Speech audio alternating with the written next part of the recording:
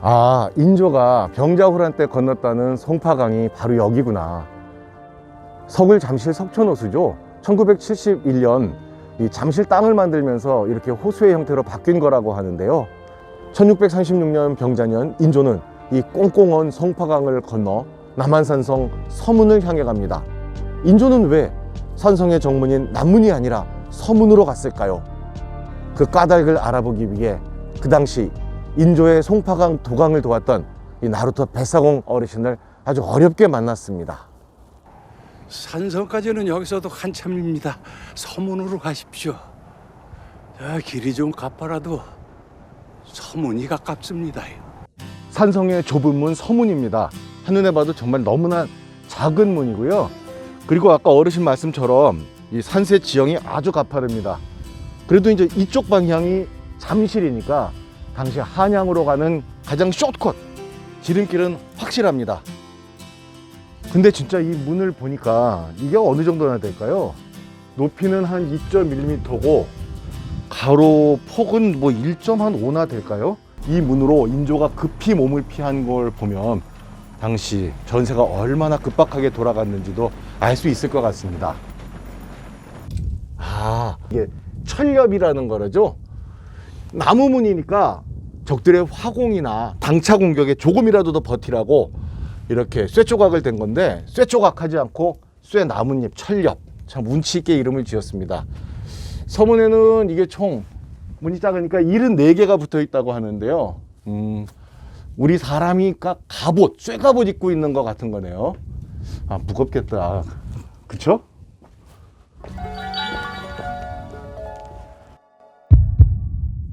병자호란은 이 서문에서 시작해서 서문에서 끝났다고 해도 과언이 아니라고 합니다.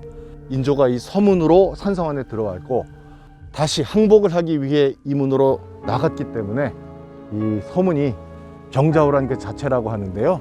이 남한산성 쭉 걸으면서 영화 남한산성의 여러 가지 장면들 한번 이렇게 매칭을 해볼까요? 병자호란 몇 해 전에 호란이 한 번 더 있었죠. 1627년 정묘호란, 그때는 후금 그리고 요구 조건은 형제관계. 형이 되겠다고 쳐들어온 거예요. 아니, 세상에 동생 되겠다고 쳐들어온 놈이 어디 있겠습니까? 그렇죠? 영화 남한산성의 그 선할세와 칠복이 대화에도 잘 나와 있습니다. 아, 여기 산성한 사람들 반절은 벌써 짐 싸갖고 나갔다고 그러던데. 정면연에 오랑캐들 피해서 온 게 여기다. 이제 1636년 국호를 대청이라고 고친 청나라는 조선의 군신 관계를 요구하게 됩니다. 적장 용골대가 신에게 거듭 말하기를 조선이 정면에 맺은 형제의 약속을 어긴 이유를 따져 묻고 새로운 맹약을 맺고자 할 뿐. 근데 조선은 당시 그때 명나라에 대한 사대주의가 강했잖아요. 여기서 이제 사건이 하나 터지는데, 청나라 그 공식 세레모니에 조선 사신들이 초청을 받습니다. 근데 가서 오랑캐라고 뭐 인사도 안 하고 그래서 그 파티 연회장 분위기를 완전히 잡쳐놓는다 그러죠. 엉망을 만들었대요. 그러니까 여기서 이제 우리는 개무시를 한 거고 청나라는 빡친 거죠. 우리가 이 먼 곳까지 상검을 사고 온 연유가 이국의 탓임을 모르는 게요. 어찌 우리와 맺은 형제의 맹세를 저버리고 명나라에게만 충성을 다하는 것이오. 아시다시피 조선은 청의 아우이나 또한 명을 부모로 섬기는 나라요. 그래서 여기서 빡칠 대로 빡친 청태종 홍타이지가 20만의 대군을 이끌고 조선을 직접 침략을 한 겁니다. 아마 이때 빡친 청태종의 심정은 이렇지 않았을까요? 너 그거 아냐? 센 놈한테 숙이고 들어가는 놈도 치사한 놈이지만은 센 놈 몰라주는 놈은 더 질 나쁜 놈이요. 알아? 난공불락의 철옹성 남한산성, 실제로 전 세계 전쟁사에서 유일무이 전무후무하게 단 한 번도 적에게 함락되지 않은 그런 기록을 가지고 있는 산성이라고 하는데요. 근데 사실 우리는 오해를 많이 하죠. 병자호란이 꼭 이 산성이 함락돼서 끝난 것처럼요. 아니죠. 우리 사람들이 무너져서 끝난 거잖아요. 이상은 찬엄의 요새입니다. 죽기를 각오하고 싸운다면 능히 적들을 막아낼 수 있을 것입니다. 그러나 이 추위와 굶주림에 우리 군사들이 먼저 무너질까 그것이 걱정입니다. 알린서 쿠릴 호톤 휘턴이 사분배 차오얀 호탄 수습 호토모토였지. 지수이 불러집니. 남한산성은 그리 쉽게 깨질 곳이 아니니 성 안에서 스스로 살 길을 찾을 수 있을 것이옵니다. 그렇습니다. 역사적 진실이 알려질 때마다 이 머리를 정말 둔기로 얻어맞는 것 같은 큰 충격을 받으실 수도 있습니다. 놀랄 준비하시고 끝까지 봐주세요.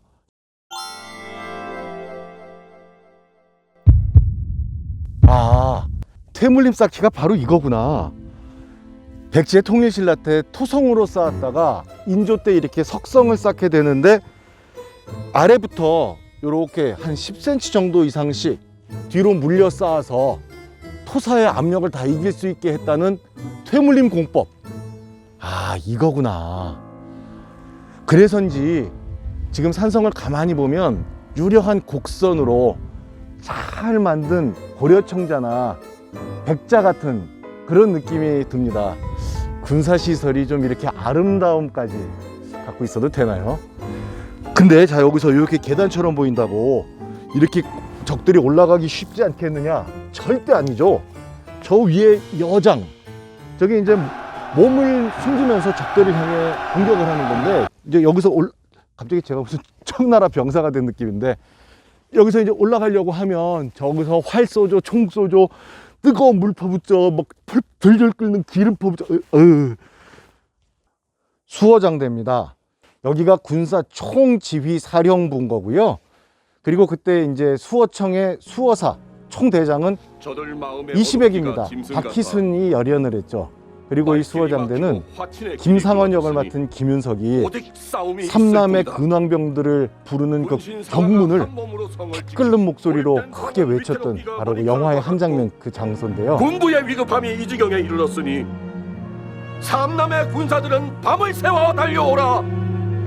근데 궁금한 게 병자호란 당시는 이 수어장대가 단층이었고 나중에 영조 때 이렇게 화려하고 웅장하게 2층으로 증축이 됐다고 하던데, 영화에서는 지금 모습 그대로 2층 그대로 썼거든요. 왜 그랬는지 그건 진짜 정말 궁금합니다. 얼마 전에 우연히 케이블에서 남한산성 영화를 하더라고요. 아, 맞아, 나 역사 퀴즈 때도 남한산성 왔었는데, 맞아, 실제 남한산성과 영화 남한산성 요걸 한번 이렇게 연결을 해보면 재밌겠다 이 생각이 들어서 저도 진짜 간만에 덕분에 이렇게 남한산성 한번 성벽길을 또 걷습니다.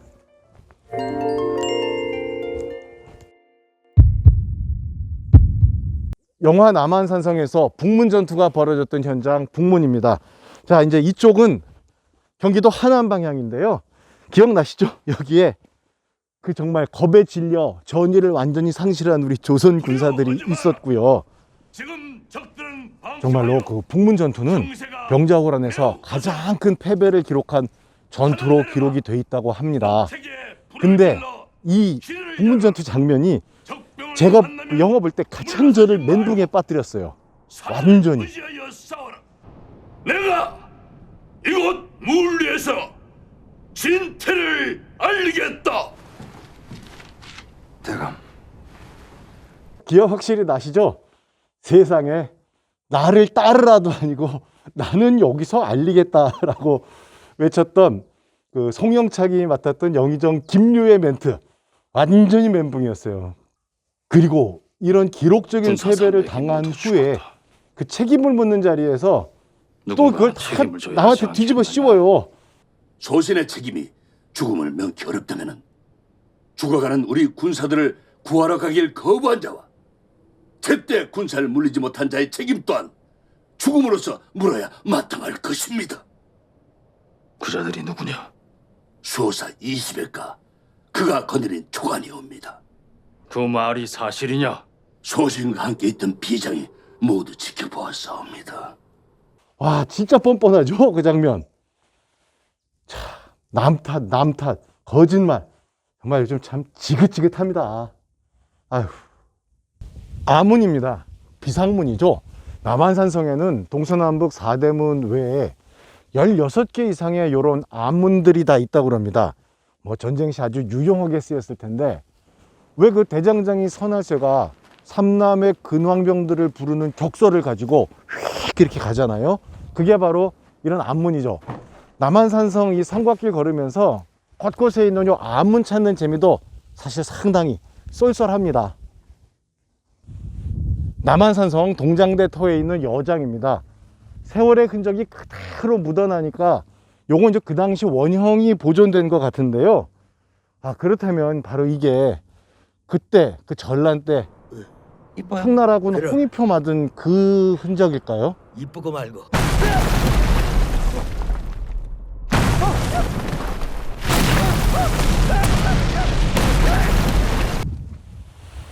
이 길은 북문 경기도 하남 방향에서 동문 경기도 광주 방향으로 가는 지금 남한산성 둘레길 5코스인데요. 이 길을 꼭 가야 되는 이유가 있습니다. 영화에서 보면 허성태가 분한 그 용골대 등 장수와 병사들이 우리 남한산성을 아래로 이렇게 내려다보면서 막 포격도 하고, 심지어는 이런 전란 중에 설날을 맞아서 다 망해가는 명나라를 향해서 그 4대 예를 드리는 조선의 조정을 보면서 참 어이없어 하는 그런 장면들이 있는데, 그걸 알아보기 위해서는 이 코스를 한번 꼭 가야 됩니다. 장경사 신지 옹성에 가야 그곳이 확실하게 보이거든요. 신안이 아니고 맹구른 여잔다. 여성부터를 널. 부물들아! 부물들아!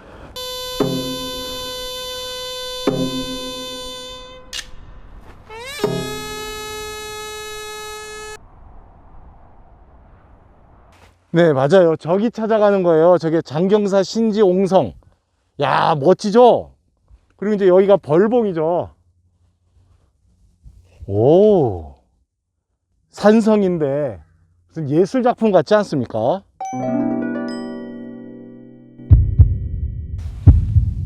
자, 드디어 찾았습니다. 북문과 동문 사이의 제2안문인데 여기는 어느 방향에서 봐도 빡셉니다. 그리고 아차 하면 놓치고 지나갑니다. 왜냐하면 안문이다 뭐 그런 거 아니겠어요? 비상문이니까. 여기로 들어가면 이제 그 영화의 한 장면 완벽하게 알 수가 있죠. 장경사 신지 옹성 딱 들어보면 군사시설인데 일부러 이렇게 예쁘게 만들었을까요? 남한산성 영화 보면 이 청나라 군대가 남한산성 행궁을 다 뻔히 내려다보고 있는데 바로 그곳이 저쪽 저기 벌봉, 이 남한산에서 가장 높은 곳이라고 합니다. 남한산성을 포위한 청나라 군사들이 이제 저기까지 점령을 했다고 하는데, 그 당시 저기서 막 이렇게 화포 쏘고 하는 게 정말 고통스러웠나 봅니다.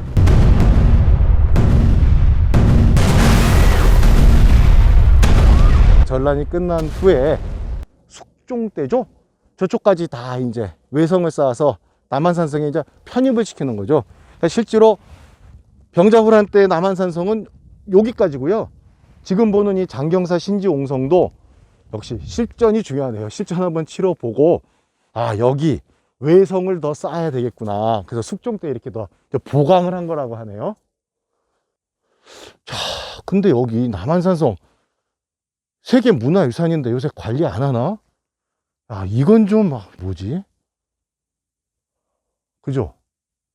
그러네요. 나무는 확실히 정문답게 크네요. 높이가 4.75m, 그리고 폭이 한 4.5m, 그리고 앞에가 좀 평평합니다. 확실히 정문답죠? 이쪽 방향이 성남 방향이죠. 우리나라 모든 성의 남문은 크고 북쪽을 향한 문들은 다 작다고 합니다. 왜냐하면 북문 이쪽은 오랑캐의 침입을 막아야 되기 때문에 되도록 침입하기 쉽지 않게 작게 만들고요.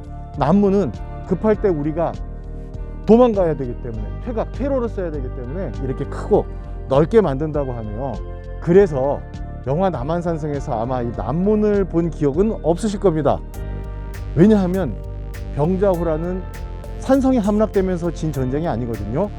이 안에 물자가 부족했고요. 그리고 강화도가 함락되면서 강화도에 있던 복림대군, 나중 효종이죠, 이런 왕족들이 포로로 잡히면서 이제 인조가 항복을 하게 되는 그런 전쟁이거든요.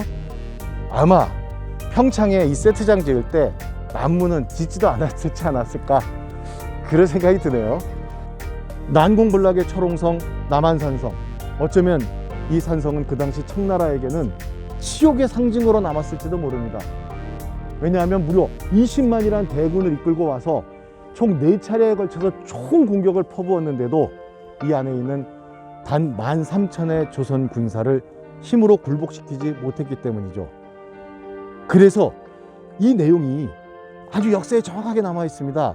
정말 굴욕적이었다고 하는 그때 강화 조약에 뭐 명나라와 단교를 해라, 독자 현호를 쓰지 마라, 그리고 앞으로 군신의 예를 갖춰 때맞춰 조공을 해라, 이런 여러 가지 조항이 있는데요. 우리가 잘 보지 못하고 넘어가는 조항이 하나 있습니다. 바로 앞으로 이 남한산성의 개보수와 신축, 증축을 절대로 금한다 라는 조항이 있거든요. 이 글귀 하나가 철옹성 남한산성을 그대로 증명해 주는 것 아닐까요?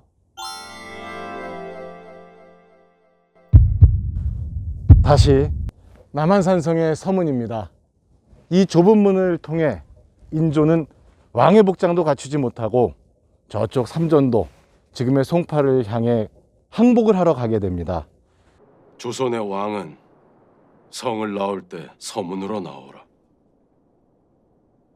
조선의 왕은 죄인이므로 정문인 남문으로 나올 수 없다.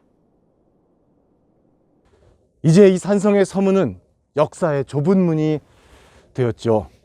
삼전도의 굴욕, 인조는 거기서 조선의 왕은 309 고두례를 행하라. 군신의 예를 갖춘다는 309 고드레를 하게 되는데요. 3번 절하고 9번 머리를 조아린다라는 이 309 고드레를 정말 이건 아주 조잡하게, 초야하게 한번 영화 짤방으로 표현해 보면 대가리 박어! 대가리 박어! 죄송합니다. 병자호란 때 인조가 계셨다는 남한산성 행궁입니다. 사실 영화 남한산성의 가장 백미 하이라이트는 주화파와 척화파의 그 열띤 논쟁인데요. 척화파의 대표는 김상원 역의 김윤석. 전하, 명길의 문서는 살자는 글이 아니라 그러하옵니다. 신의 문서는 글이 아니라 길이옵니다. 전하께서 밟고 걸어가야 할 길이옵니다. 그리고 주화파의 대표는 최명길 역의 이병헌이었습니다. 그 두 사람의 열띤 논쟁, 그 안에서 또 고민이 깊어가는 인조 박해일의 역할이었죠. 영상의 목을 베라는 상소도 있었다. 척화파였던 김상원도 후에 청나라 압송이 되지만 주화파였던 최명길도 청나라 심양으로 압송이 돼서 거기서 두 분이 만난다고 합니다. 이 역사의 얄궂은 이야기들, 또 영화의 재미있는 짤방들과 함께 만들어 보겠습니다. 정말 기대해 주시고요. 오늘 재밌고 즐겁게 보셨다면 아시죠? 구독, 좋아요, 댓글, 알람 설정 꼭 부탁드립니다. 고맙습니다. 너무 반갑습니다. 네, 반갑습니다. 예. 꼭 구독해 주셔야 돼요, 오늘. 하신 지 오래되셨어요? 아, 예, 감사합니다. 땅기.